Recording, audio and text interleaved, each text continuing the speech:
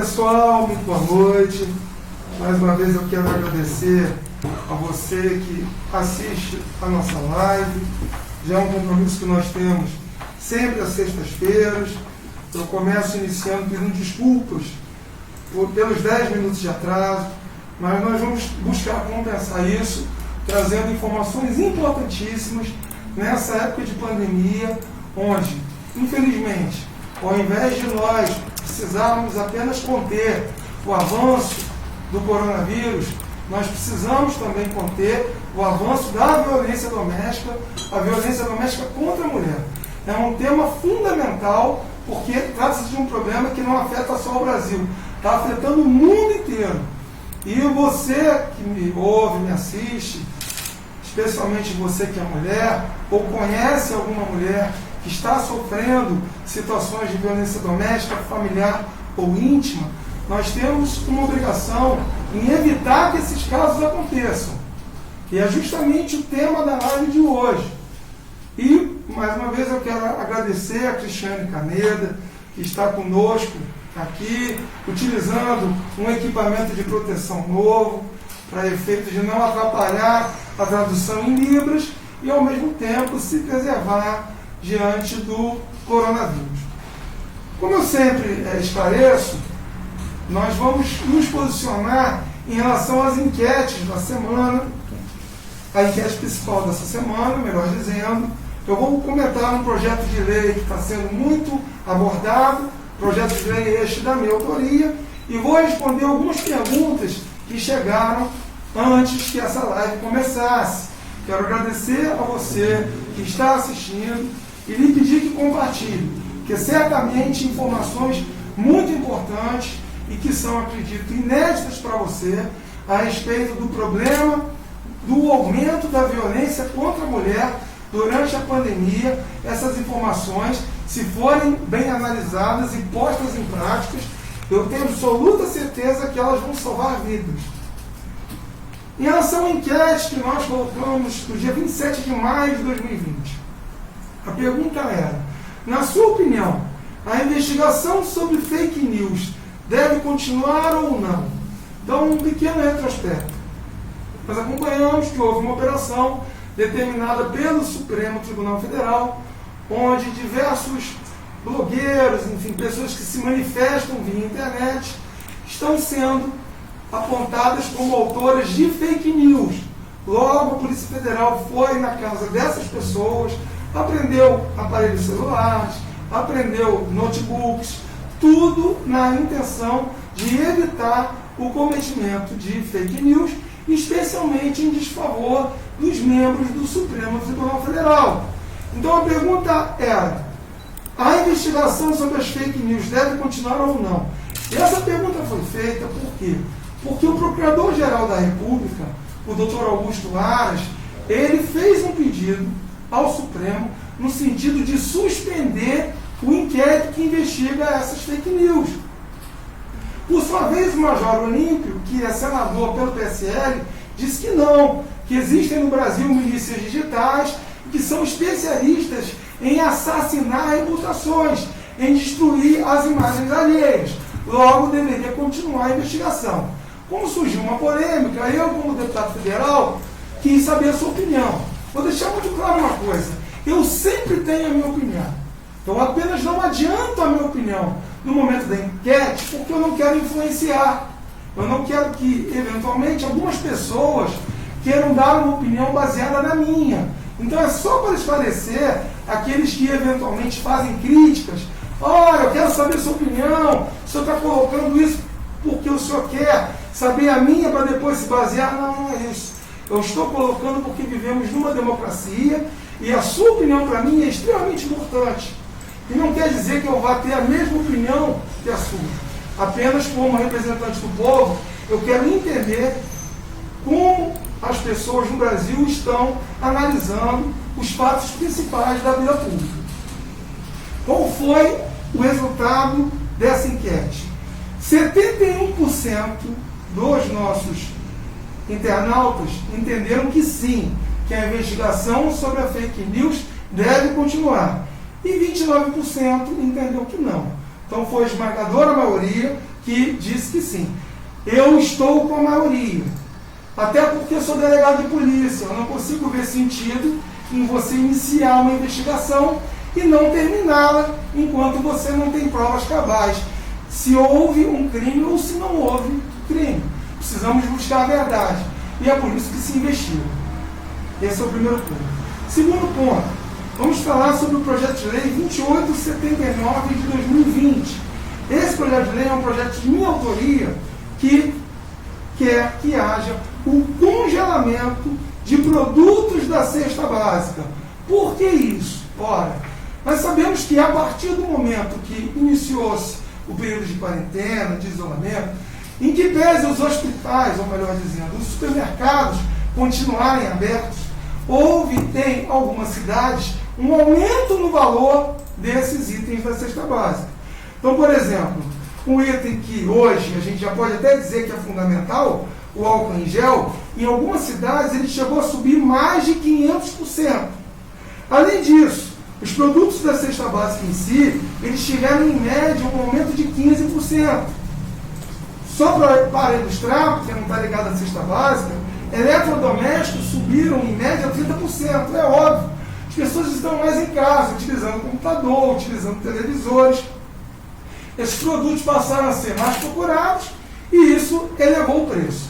De qualquer forma, entendo que na época de pandemia, com grandes reflexos no setor econômico, já que a gente sempre conversa sobre isso, pessoas que perdem seus empregos, essas pessoas têm hoje dificuldade em comprar arroz, feijão, enfim, trigo, itens que nós entendemos que é fundamental para que as pessoas de uma família tenham comida na mesa. Então, a partir daí, o meu projeto é no sentido de congelar até o final desse período de emergência, desse período de calamidade. Ora, isso tem um único objetivo: permitir especialmente que os mais humildes não passem fome. Já existe um projeto, que não é da minha autoria, que visa congelar o preço dos remédios. Nesse momento, o mais importante são remédios e alimentação, porque eles permanecem eles fazem com que as pessoas permaneçam vivas. E esse é o nosso objetivo. Recebemos algumas perguntas durante a semana, já que divulgamos previamente que o tema da live era essa questão do aumento da violência doméstica, e eu quero aproveitar e responder 3 dessas perguntas. Primeiro, por que o crime de agressão à mulher não é considerado crime hediondo, visto que já se percebeu que a intenção de lesão total ou parcial ou óbito? Bom, quem fez essa pergunta aqui foi a Fernanda de Souza. Eu quero agradecer a sua pergunta, Fernanda, e lhe dizer o seguinte: a lesão corporal contra a mulher, ela não é realmente considerada crime hediondo. Mas o feminicídio, que é quando alguém mata a mulher por questões de gênero, mata a mulher por ela ser mulher, por uma atitude de sexismo, que eu vou explicar o que é isso durante o enfrentamento do tema principal da live, toda vez que ocorre um feminicídio, ou seja, a mulher morre por ser mulher, ou uma tentativa de feminicídio, a lei considera que isso é um crime hediondo. Ou seja, um crime cujo desvalor, cuja gravidade é muito maior e diversos benefícios não são concedidos àquele criminoso. Então, na verdade, embora a lesão corporal não seja crime hediondo, uma ameaça a uma mulher não é crime hediondo, isso é uma política criminal. Ou seja, o legislador entendeu que os crimes hediondos eram aqueles mais graves. A lesão corporal, a gente sabe, ela pode ser leve, ou pode ser de porte médio ou lesão grave. Nesse momento do nosso ordenamento jurídico no Brasil, lesões corporais não são crimes hediondos.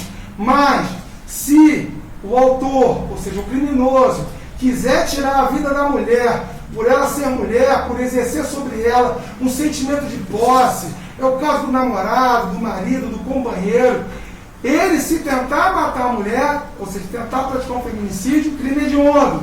Ou se tentar, ou melhor, se conseguir de fato matá-la, ocorrer o feminicídio consumado, trata-se também de crime hediondo. Segunda pergunta: a violência psicológica também pode ser enquadrada na Lei Maria da Penha? Pergunta da Lívia Marques. Lívia, obrigado pela pergunta. Sim, a Lei Maria da Penha, ela expressamente prevê que a violência psicológica, ela é sim considerada crime e existem consequências para o seu agressor. A gente pode dar aqui um exemplo de violência psicológica, aquele tipo de tortura, onde ele menospreza a mulher, diz que a mulher não é nada, e que se a mulher sair de casa ela vai passar fome, e que ele que é o chefe da família porque ele trabalha e ela não. Toda e qualquer situação que repercute para a mulher numa baixa da sua autoestima, do seu amor próprio, pode ser sim considerado uma violência psicológica. E isso tem consequências, não só no campo penal, porque pode resultar numa prisão, mas até no campo patrimonial, porque pode ser sim determinada uma indenização para que esse homem que praticou a violência psicológica tenha que pagar a essa mulher um valor para indenizá-la, para compensá-la por essa violência psicológica, que muitas vezes deixa sequelas, deixam traumas. Terceira pergunta: qual a diferença entre feminicídio e crime passional? Diferença entre feminicídio e crime passional. Pergunta da Júlia Amara. Ótima pergunta. Veja, o que é o crime passional? O termo passional significa paixão. Todo crime que é praticado por conta de uma violenta emoção, de uma paixão, muitas vezes não correspondida, ou de uma paixão que tem um fim abrupto, ou seja, uma das partes não quer mais continuar o relacionamento e a outra parte insiste, e eu não quero mais ficar com você, mas você vai ficar, e desse impasse, uma das partes resolve tirar a vida da outra, estamos diante de um crime passional. Agora, pode existir um feminicídio que não seja um crime passional. Eu consigo ver claramente isso. Vamos imaginar, o feminicídio, a mulher é morta por ser mulher. Então vamos imaginar um companheiro ou um marido tirânico que determine que a mulher todo dia tem que lavar todas as roupas dele. Ou que determine que a casa ela tem que estar impecável. Ele não pode ver um fio de cabelo no azulejo da cozinha. E a mulher cumpre isso. Ou seja, ele trata a mulher como uma escrava. Em determinado momento, ele chega e tem lá um fio de cabelo no azulejo da cozinha. Ele fica irritado com aquilo e mata a mulher. Eu considero aí que houve um feminicídio, mas não houve um crime passional, porque o motivo não foi paixão. É isso que a gente tem que entender. Muitos feminicídios são crimes passionais, mas é possível que você tenha um feminicídio que não seja um crime passional. Todo crime passional envolve paixão, envolve um sentimento, um vínculo afetivo entre as partes. Mas é possível se matar uma mulher e esse crime não ser passional. Espero que eu tenha conseguido esclarecer as perguntas. Vamos agora então falar primeiro sobre o dia de ontem. Eu fiz 2 visitas com a coordenadora de saúde, Márcia Cury, coordenadora de saúde essa da Comissão Externa da Câmara Federal de combate à pandemia, e foram 2 agendas importantes. Fomos a Barra Mansa conversar com o prefeito Rodrigo Drabe e fomos também a Barra do Piraí conversar com o prefeito Mário Esteves. Levamos uma boa notícia. Eu tenho a satisfação de explicar a quem ainda não sabe que cada uma dessas cidades foi agraciada com R$1 milhão para a saúde, para que as despesas de saúde, que nesse momento cresceram muito, possam ser arcadas por essas 2 prefeituras. E como é que isso aconteceu? Graças a um esforço concentrado meu e da minha equipe em Brasília para buscar esse dinheiro junto ao Ministério da Saúde e poder beneficiar essas 2 cidades. Eu quero agradecer ter sido tão bem recebido em Barra Mansa e em Barra do Piraí, e quero agradecer também aos prefeitos que foram muito gentis e gravaram vídeos comigo. Eu digo isso em relação ao povo de Barra Mansa, ao povo de Barra do Piraí. Enfim, a cidade do Sul Fluminense como um todo sabem que tem em mim um parlamentar dedicado e comprometido, não apenas com a saúde, mas com a educação, com a segurança, com a geração de emprego, com as nossas bandeiras principais, e entre elas também uma bandeira importante, que é a defesa da causa animal. Estamos vivendo uma época que o coronavírus ele monopoliza as nossas atenções, mas eu não estou esquecendo da causa animal, e em breve nós teremos boas notícias a você que, como eu, é um defensor dos animais. Quero aproveitar e parabenizar uma ação que aconteceu nesta última segunda-feira em Barra Mansa, onde a Polícia Militar Ambiental, que é sediada em Valença, conseguiu estourar uma clínica clandestina de castração de animais. O local não tinha a menor condição de higiene, havia um gato em sofrimento, segundo me informaram, o laudo já patenteou, já deixou claro isso. Então, quando se fecha um local desse, está assim se salvando a vida do animal, porque ao ser operado para ser castrado, num local sem nenhuma condição de higiene, esse animal pode, inclusive, ser morto. Complicações decorrentes dessa cirurgia podem levar à morte do animal. É só para deixar claro, eu quero dar os parabéns à Polícia Militar Ambiental e dizer que em breve nós esperamos ter boas notícias para que se aumente a proteção dos animais no sul fluminense em especial. Feitas essas considerações, vamos então enfrentar o tema que é o tema central da nossa live de hoje. Eu quero mais uma vez agradecer a você que está nos assistindo, pedir que você, por favor, deixe o seu comentário, por favor, curta, compartilhe, especialmente a partir de agora. O que eu falei antes é dando uma satisfação do que nós estamos realizando como parlamentares. Agora eu vou falar sobre um tema que afeta o mundo inteiro e afeta, sinceramente, todas as mulheres do mundo, porque, infelizmente, ninguém está livre de sofrer uma violência. Então, esse assunto eu considero um assunto de utilidade pública. E, caso você possa compartilhar, fica já a nossa gratidão. Bom, combate à violência doméstica em tempos de pandemia. Primeiro que a gente sabe que na época da pandemia, o Estado tem que atuar e ele realoca verbas.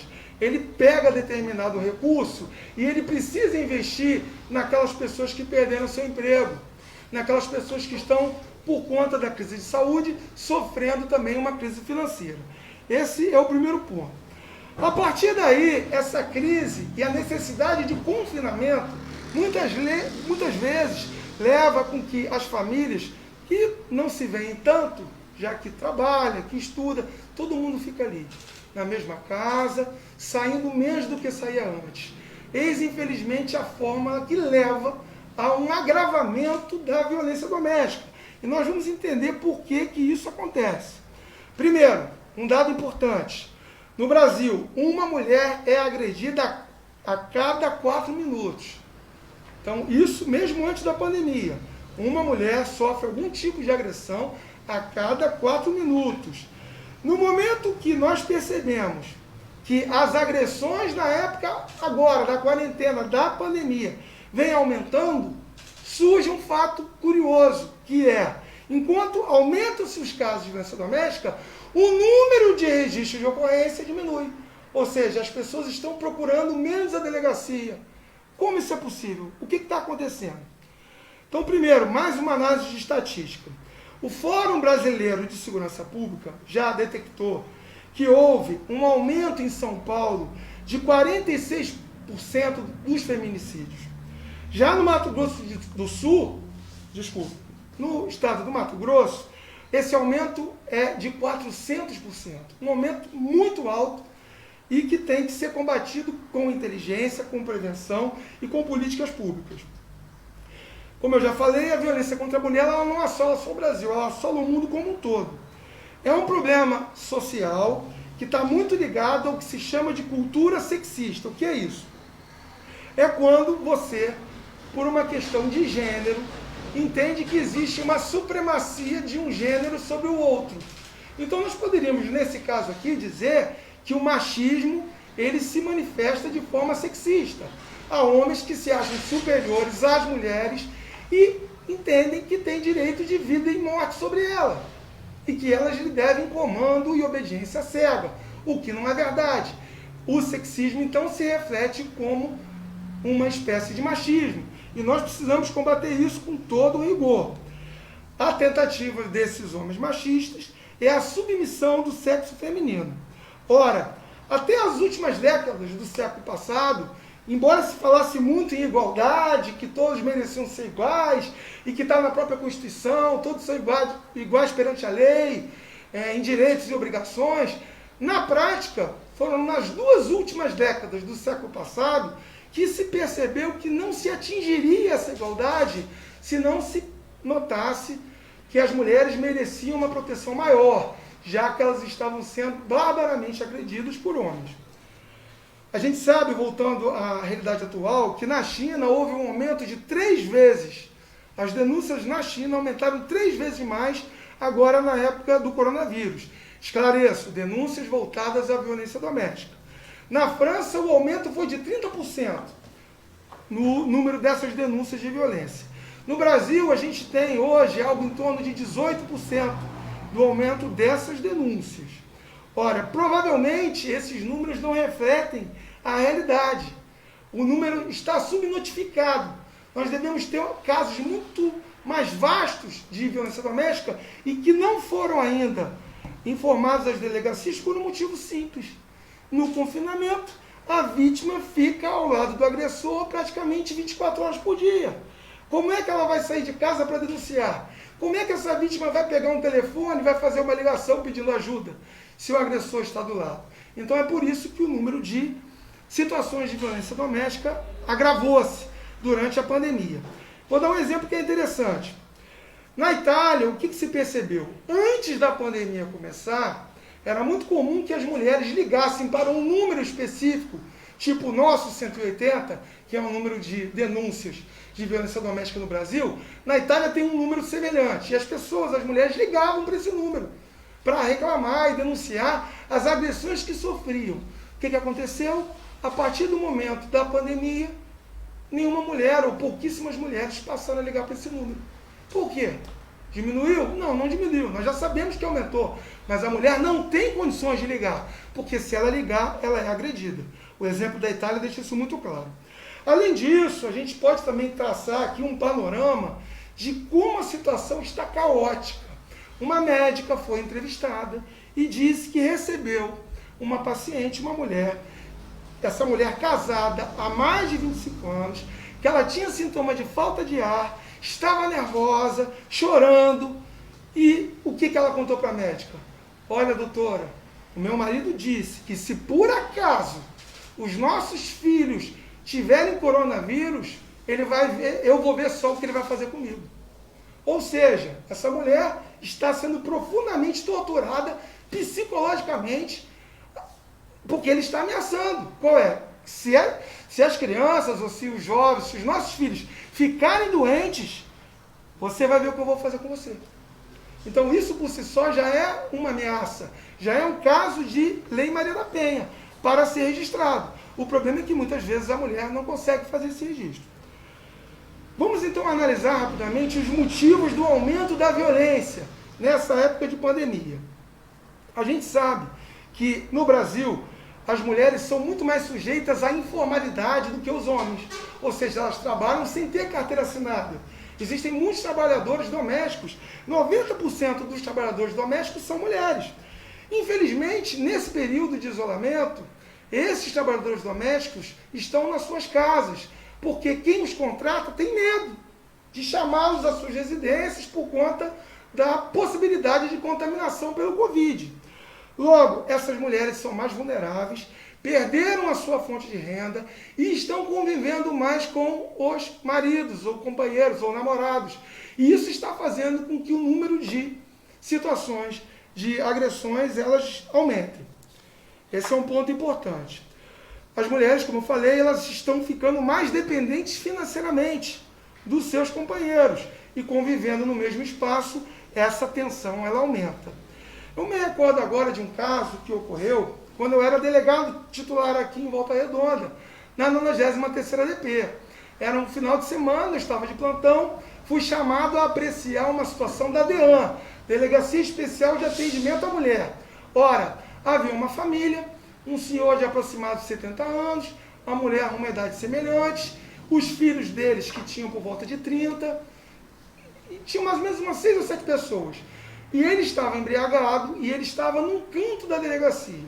E o que tinha acontecido? Ele tinha batido na sua esposa. E a filha do casal falou para mim: doutor, não foi a primeira vez, já aconteceu isso, é a 4ª vez que acontece, nós chegamos aqui, nós fazemos o registro, é dito que em regra não há prova, e que a coisa aconteceu antes, e que não tem flagrante, e ele vai embora. E ele chega, às vezes, a pegar uma faca e fazer desenhos com a ponta da faca nas costas da minha mãe. E eu não aceito isso. Doutor, eu estou achando que, infelizmente, não existe homem capaz de prender o meu pai. Eu falei para ela: você está enganado, existe sim, você está olhando para ele. Seu pai está preso. Eu não vou permitir que ele saia daqui dessa forma. Até porque, na minha frente, lá do fundo da delegacia, enquanto a mulher me relatava o caso, ele ficava fazendo assim para ela, como quem diz: espera que depois a gente conversa. Ele foi preso e eu digo, nós precisamos enfrentar com muita seriedade a questão da violência doméstica. Porque o que começa com um xingamento, uma ameaça ou um machucado à faca, pode evoluir para um feminicídio. Eu já ouvi várias vezes dizendo assim: não, mas doutor, às vezes a mulher fica com pena do companheiro ou do namorado na hora que ele vai ser preso. Aí a mulher diz assim: mas doutor, aconteceu dessa vez, ele de fato me deu um soco no olho, o senhor está vendo que está inchado, mas ele é uma ótima pessoa, ele só faz essas coisas quando bebe. O problema é que às vezes o indivíduo bebe a semana inteira. Então nessa situação não tem jeito. Eu prefiro prender, e falo prefiro porque continuo sendo delegado, embora hoje atue como deputado federal. Na minha opinião, é melhor você prender esse indivíduo, tirá-lo da circulação, do que você entender que aquilo é uma coisa branda, manda ele para casa, depois ele vem a matar aquela mulher, e eu, caso não o prendesse, teria um drama de consciência. Não. Eu nunca tive drama de consciência nesses 11 anos como delegado, porque eu fiz cumprir a lei em todas as situações que eu entendi que havia gravidade e risco para a vida da mulher. Ora, a gente também pode deixar claro que já há uma estatística que fala que 50% de aumento no estado do Rio de Janeiro aconteceu de violência doméstica. Estatística que vem da Justiça Estadual. Logo, o problema tende a se agravar se nós não o enfrentarmos de frente. Segundo ponto que a gente vai abordar aqui: combate à violência doméstica no contexto internacional. Como é que os outros países estão combatendo esse aumento da violência doméstica na pandemia? Primeiro, na França, as denúncias podem ser feitas via internet. Lá, as vítimas têm um chat, que é um ambiente onde elas podem realizar uma conversa que é imediata, ou seja, digitam mensagens dentro de casa, do celular, do notebook, para um local onde tem um policial, que está ali respondendo a ela. E o que é mais interessante? Existe para essa mulher no programa o chamado botão de emergência. Então, exemplo, ela está lá no computador denunciando as agressões. Nisso, quem entra no quarto? O agressor. Aí ele pergunta: o que você está fazendo aí? O que é isso? Você está falando com quem? Na hora que ele se aproxima, ela aperta um botão e some tudo. Aquelas mensagens, elas desaparecem, tela preta, e ele não tem mais como resgatar aquela conversa. E o melhor, a denúncia já foi feita e a polícia já pode intervir. Esse é o exemplo da França. Além disso, também na França, criou-se uma senha, onde a mulher, se estiver chegando numa farmácia, num supermercado, se ela falar para determinado atendente uma senha, que pode ser, por exemplo, pão quente, já se sabe que ela está numa situação de risco de violência doméstica. E aí o serviço de segurança pública ele é acionado para que aquela mulher seja protegida. Além disso, a gente sabe que não se faz segurança pública sem investimentos, é necessário dinheiro sim. Logo, lá também na França, a gente tem que dar os parabéns aos franceses que estão lutando contra essa verdadeira lástima que é a violência doméstica. Já foram destinados 1 milhão de euros para organizações de ajuda às vítimas. Vamos agora para a Espanha. A Espanha declarou como essenciais todos os serviços que atendem mulheres vítimas de violência. Inclusive criaram uma ferramenta de denúncia via WhatsApp, com geolocalização. Então essa mulher pode ser localizada, já que ela está com o seu celular, e na hora que ela chega e dispara a denúncia, uma equipe vai em seu socorro. Na Suíça, há também um outro exemplo interessante. Lá existe um apelo do que se chama vigilância solidária. Para quê? Para que os vizinhos, ao perceberem casos de violência doméstica, eles denunciem a polícia. E essa denúncia é fundamental, porque a polícia vai lá e consegue intervir e impedir que aconteça um mal maior. Eu quero aproveitar e dizer que esse exemplo aqui da Suíça, ele já é uma realidade no estado de Minas Gerais. Essa semana agora, o governador Zema, ele sancionou uma lei que simplesmente tem como finalidade obrigar o síndico a denunciar casos de violência doméstica que aconteçam no condomínio. E o mais interessante, essa lei também prevê que se coloquem cartazes por todo o prédio, as áreas comuns do prédio, mostrando o que vai acontecer com o autor, ou seja, com o criminoso, que ele pode ser denunciado, que ele pode ser preso, que ele pode sofrer punições. Eu considero que é um avanço, eu considero que essa lei deveria ser replicada em todo o país. Na minha opinião, até onde eu analisei, essa lei só tem um problema. Ela não estabelece algum tipo de sanção, ou seja, algum tipo de punição para aquele que, sabendo que está acontecendo o crime de violência doméstica, não denuncia. Eu tenho até aqui uma sugestão a oferecer, uma multa de 20% da cota condominial para o síndico que não fizer o repasse dessa denúncia. Porque nós temos que entender que o objetivo do Estado tem que ser a proteção integral das mulheres e salvaguardar as vidas delas. Terceiro ponto, a gente vai falar sobre o combate à violência doméstica aqui no Brasil, no contexto nacional. Bom, no Brasil a gente infelizmente tem 4 mortes de mulheres a cada 100 mil. Talvez, eu falo 4 mortes são feminicídios, ou seja, a cada 100 mil mulheres, 4 mulheres são assassinadas, são vítimas de feminicídio. Essa nossa taxa é 74% maior do que a média mundial. Já chegou à conclusão que, para as mulheres, viver na América Latina é a área mais perigosa do globo do que em relação às mulheres que vivem fora da zona de guerra. Quem vive numa guerra é uma coisa. Mas todas as outras mulheres que não vivem em zona de guerra, o pior lugar para viver é na América Latina. E certamente o Brasil contribui com esse número muito alto de feminicídio. E o pior, a cada 3 vítimas de feminicídio no Brasil, 2 foram mortas dentro de casa. Vamos parar para pensar isso. Esse número aqui, ele é de antes da pandemia. E nós não podemos permitir que ele se agrave. Em São Paulo, com vistas a evitar que esses casos se alastrem, que eles aumentem, foram criadas as patrulhas Maria da Penha, onde fica sendo monitorado casos de violência. É um número, é o WhatsApp, onde aquela mulher se cadastrou, e ela pode sim informar a polícia e a polícia vem. Muitas vezes são viaturas onde trabalham em conjunto policiais militares com guardas municipais. Então é muito interessante essa união das forças de segurança para preservar as mulheres.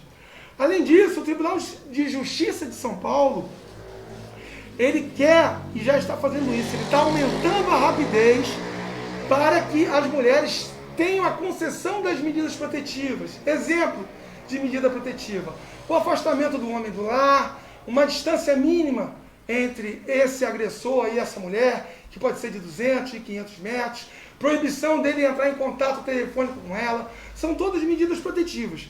Hoje, o Tribunal de Justiça de São Paulo, ele entende que é possível conceder essa medida até sem existência de registro de ocorrência. Se houver prova, pode, por exemplo, ter uma ameaça no WhatsApp dessa mulher. Então, se ela printar a tela e mostrar que ele ameaçou ela de morte, mesmo sem o registro de ocorrência, é possível que haja a concessão dessa medida de urgência protetiva para salvar a vida dessa mulher. A gente também precisa deixar claro que o Conselho Nacional de Justiça, agora em 2020, ele criou um grupo de trabalho para propor políticas públicas em favor das mulheres. Entre elas, possibilidade de vítimas registrarem agressões por meio da internet. Isso já acontece no Rio de Janeiro.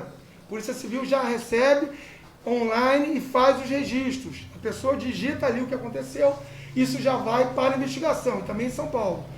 A elaboração também de um sinal de socorro, que é uma forma sutil de denúncia, que vai ser divulgada através de uma campanha publicitária. E também parceria com instituições da sociedade civil para conscientizar as vítimas, para que elas saibam como conseguir ajuda.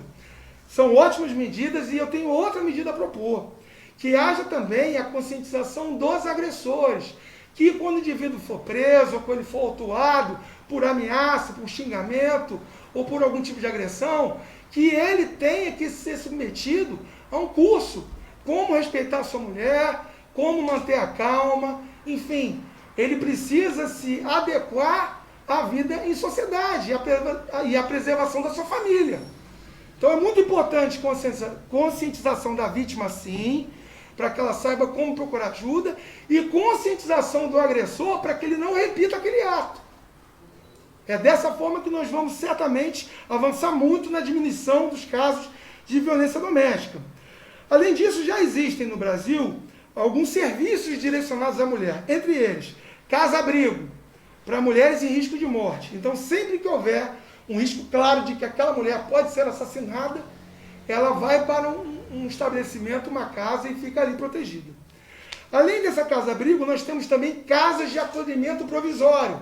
São situações de ameaça, de xingamento, onde se teme que possa haver um resultado de morte, mas ele não é tão claro como na casa-abrigo.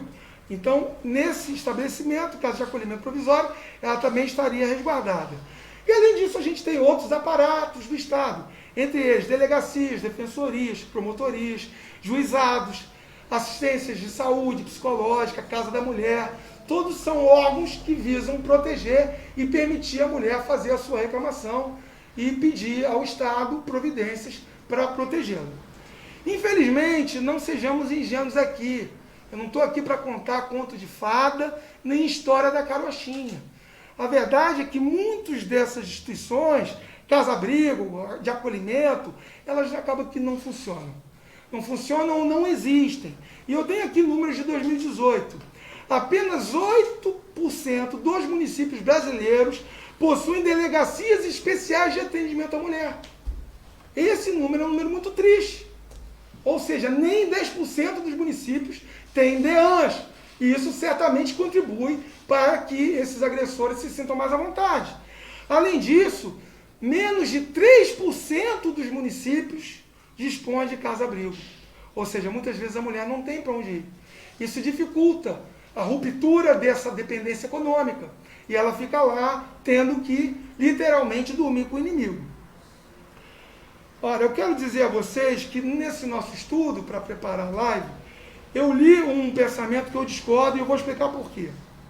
O pensamento diz o seguinte: o grande desafio que certamente o Poder Judiciário enfrentará nesses tempos de pandemia será como afastar o agressor do lar comum do casal, se com o novo coronavírus esse agressor ficará exposto a risco de saúde, já que ele não vai ficar em casa, ele vai ficar na rua e ele pode se contaminar. Sinceramente, isso não é problema da mulher, isso é problema dele. No momento que ele resolve xingar, bater, gritar ou querer assassinar, eu confesso a vocês que eu não estou muito preocupado com a saúde dele. Eu estou preocupado com a proteção da mulher. Esse indivíduo tem que sair de casa. Para onde ele vai, de preferência, ele tem que ir para a cadeia. Se ele não for para lá, isso não é um problema que, na minha opinião, compete ao judiciário. Vamos afastar o agressor de casa e permitir que essa mulher e seus filhos tenham uma vida digna e consigam ir adiante, sem ter aquele carrasco que acha que tudo pode. Nós estamos quase terminando a nossa live e vamos falar quais são as tendências e perspectivas hoje no combate à violência doméstica. Eu quero deixar claro que o Congresso Nacional tem se esforçado, sim. Ele tem construído ideias para que nós tenhamos instrumentos de proteção à mulher. O aumento da violência doméstica está sendo enfrentado com um projeto de lei, que é o 1267 de 2020, que ele altera a Lei Maria da Penha para quê? Para ampliar a divulgação do número 180. Diz que 180. A ideia qual é? praticamente sempre em programas de rádio, televisão, internet, vai ser obrigatório colocar lá que o número 180 é um número que a mulher pode ligar em situações de violência. É necessário sim uma campanha, ainda mais agora que o confinamento já prova que houve, como eu já expliquei, o aumento do número desses casos. Então a ideia é criar uma lei que durante a pandemia haja sempre a divulgação do número 180 nas programações. Concordo, vou votar favorável a isso. Além disso, nós sabemos que existe necessidade de aporte, de investimento de recursos para a prevenção a essa violência. Nós já demonstramos que é um desejo do Poder Executivo Federal e também do Poder Legislativo, medidas que possam equilibrar a economia. Ou seja, se nós hoje temos um auxílio emergencial de R$600, que pode até dobrar de R$1.200, para ajudar quem está desempregado, em situação difícil, é também importante que haja investimento em programas de proteção à mulher.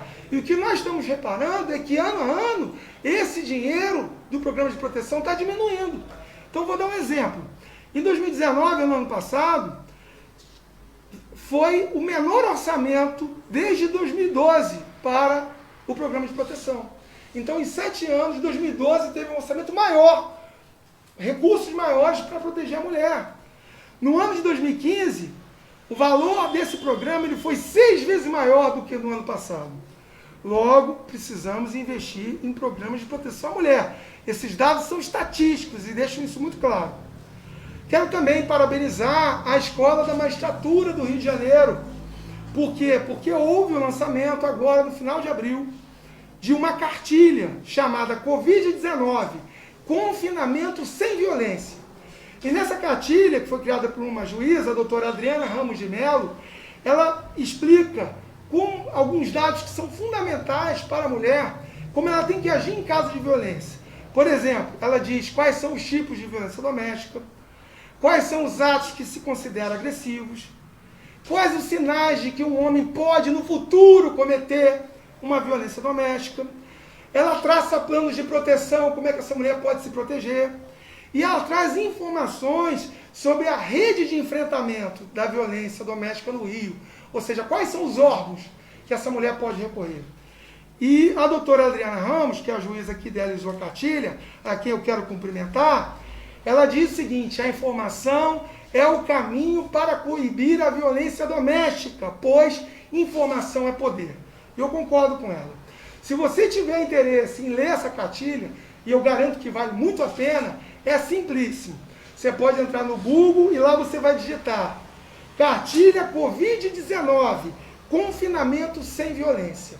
A partir daí você vai ter disponibilizada a cartilha e certamente vai poder ter luz em um problema muito tormentoso. E se você não estiver vivendo esse problema, mas conhecer alguém que passe por isso, por favor, leia e oriente essa pessoa. É muito importante que a gente seja solidário nesse momento. Ora, nós estamos quase concluindo e eu quero dizer o seguinte: houve um levantamento do Fórum Brasileiro de Segurança Pública que chegou a uma conclusão muito importante. Uma das consequências diretas da pandemia foi o aumento dos casos de violência doméstica. E por quê? Porque houve diminuição das denúncias. Por 2 motivos. Primeiro, a mulher não consegue mais sair de casa para procurar ajuda. E segundo, ela tem medo de realizar isso porque o parceiro, o agressor, está sempre muito próximo. E, amigos e amigas, para a gente fechar a live e as conclusões que a gente tem dessas informações aqui. O Brasil precisa reforçar os seus investimentos nessa área de combate à violência à mulher. Repasses federais para estados e municípios, ainda mais agora que a arrecadação de impostos desses entes certamente diminuiu muito por conta da paralisação econômica.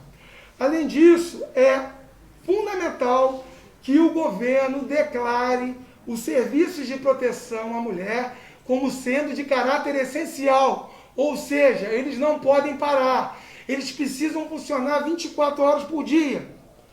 A pandemia, nós sabemos que ela tem como consequência o aumento da vulnerabilidade da mulher. Ou seja, a pandemia torna a mulher mais frágil, mais exposta, seja porque ela perde o emprego, seja porque ela está em casa sujeita a essas agressões. Logo, fica muito difícil para a mulher sozinha romper o ciclo da violência. Para a gente fechar, as soluções para a violência doméstica, especialmente agora na pandemia. Precisamos dessas políticas públicas que eu expus anteriormente.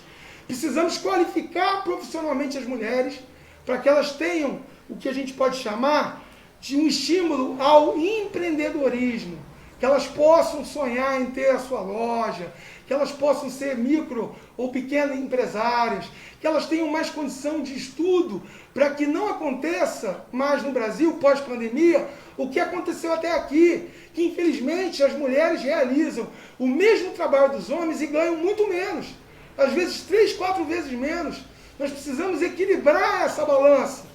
E isso tem que ser feito através de estímulo, na minha opinião, fundamentalmente estatal.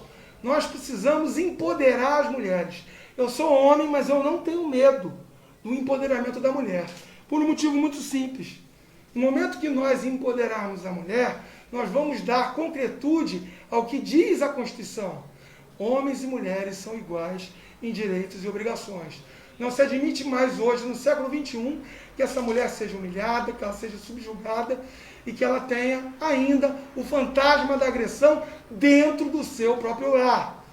E para concluir essa live e agradecer imensamente a você que nos assistiu, eu quero agradecer também a Cristiane Caneda por ter nos ajudado a fazer essa mensagem chegar a você que é portador de necessidades especiais.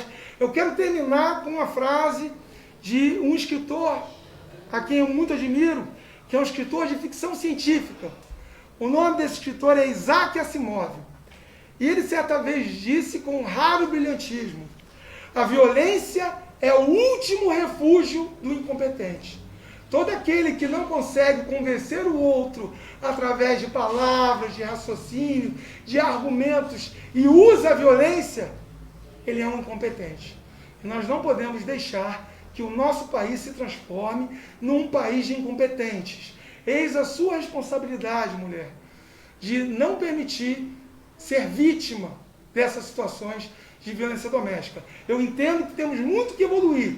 O Estado precisa, sim, lhe dar melhores condições, mas, às vezes, não é possível esperar, porque quem espera demais pode terminar na estatística, vítima de feminicídio. Muito obrigado pela atenção de todos vocês e que Deus nos abençoe a todos.